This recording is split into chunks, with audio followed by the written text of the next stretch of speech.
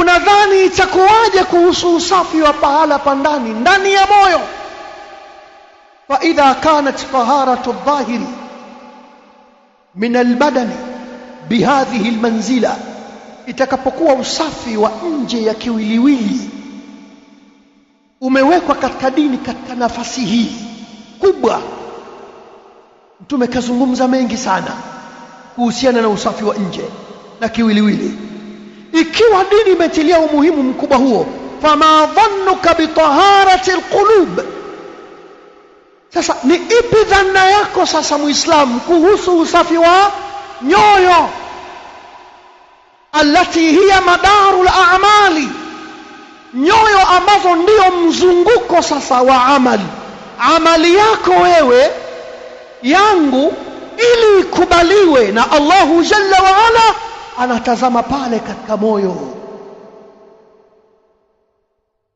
Unadhani ikiwa usafi wa nje umeshughulikiwa kiasi hicho, kwa manzila hiyo, kwa daraja kubwa, unadhani itakuwaje kuhusu usafi wa moyo, allati, nyoyo ambazo hiya madarul a'mali, ndio mzunguko wa amali, wa thawabi, mzunguko wa thawabu, ili ulipwe thawabu kwenye ibada utakayofanya yoyote, panaangaliwa kwanza katika moyo, zitoke thawabu au zisitoke thawabu, ulipwe usilipwe, panatazama katika moyo.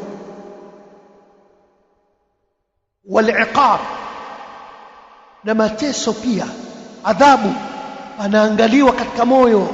Waweza ukafanya jambo zuri kabisa na mtu akiliangalia nyuma zuri kabisa, na ukenda ukaadhibiwa kwa Allah subhanahu wa ta'ala, moyo umeharibika, haukuwa safi katika kile ulichokifanya ambacho waja walikiona kizuri, lakini kwa Allahu jalla wa ala hakikuwa kizuri. Kwa hiyo pahala hapa ni muhimu sana katika moyo, pahala ambapo ndio mzunguko wa amali zote, walqabuli warad, pahala ambapo ndio panapotizama katika kukubaliwa amali zake mja na kurejeshwa zisikubaliwe, panatizama katika moyo. Fata'ammal ma'i qawla Allahi jalla wa ala, izingatie pamoja nami kauli ya Allahu jalla wa ala pale aliposema, yauma la yanfa'u malun wala banun illa man ata Allaha biqalbin salim. Anaizungumzia siku ya Kiyama, siku nzito, siku ambayo wameeleza kwa namna tofauti tofauti, ili mimi na wewe tuone uzito wake. Mara ikaitwa tammatul kubra, siku ya balaa kubwa mno. Mara ikaitwa yaumul qiyama, siku ya kisimamo kizito kirefu. Mara iitwa yaumul hisab, bado tu hujastuka, hujazingatia, mara jina hili mara lile. Sasa Allahu jalla wa ala anasema usalama wa siku hiyo hautoletwa na mali, usalama wa siku hiyo hautoletwa na watoto. Yauma la yanfa'u malun wala banun, siku hiyo haifai mali wala hawafai watoto, illa, isipokuwa man atallaha, yule atakemjia Allah siku hiyo, biqalbin salim, na moyo ulio salama, umesalimika na shirki, umesalimika na bid'a, umesalimika na chuki, umesalimika na haqdi, umesalimika na bughdha, umesalimika na ghil. Hii moyo ni senta moja muhimu sana katika kiwiliwili cha binadamu. Hapo ndipo Allah anapoangalia katika kukubali na kurejesha amali ya mtu. Siku hiyo amani haitopatikana ila kwa atakayemwendea Allah subhanahu wa ta'ala na moyo uliosalimika.